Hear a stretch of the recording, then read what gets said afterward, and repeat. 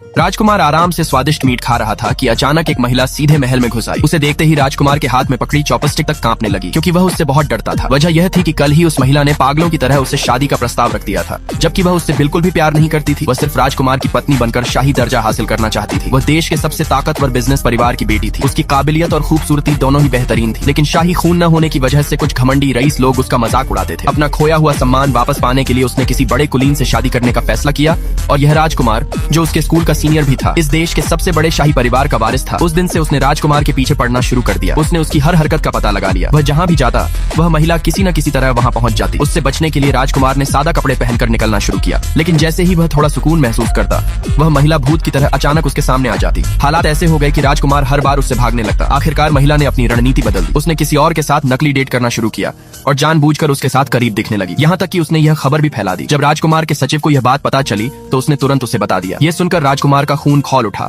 और उसे एहसास हुआ कि वह अनजाने में ही उस महिला की परवाह करने लगा है। लेकिन एक राजप्रतिनिधि होने के नाते उसे युवा राजा के साथ एक बड़े समारोह में जाना था, जहां बेहतरीन कंपनियों को सम्मान दिया जाना था। और हैरानी की बात यह थी कि उस कंपनी की डायरेक्टर कोई और नहीं बल्कि वही महिला थी। सबके सामने लाइव प्रसारण में उसने खुद को पूरी तरह संभाल कर रखा और कोई अजीब हरकत नहीं की। इससे राजकुमार को थोड़ी राहत मिली, लेकिन तभी अचानक उसने फिर कुछ ऐसा किया कि वह पूरी तरह चुप हो गया। उसी पल उसने तय कर लिया कि वह कभी उससे शादी नहीं करेगा। लेकिन उसी रात उसने एक भयानक सपना देखा, जिसमें महल में आग लगी थी और पिछले राजा की रहस्यमयी मौत की सच्चाई सामने आई। डर के मारे उसकी नींद खुल गई और अगली सुबह बहुत जल्दी उसने उसी महिला को बुलाया और बिना देर किए उससे शादी का प्रस्ताव रख दिया।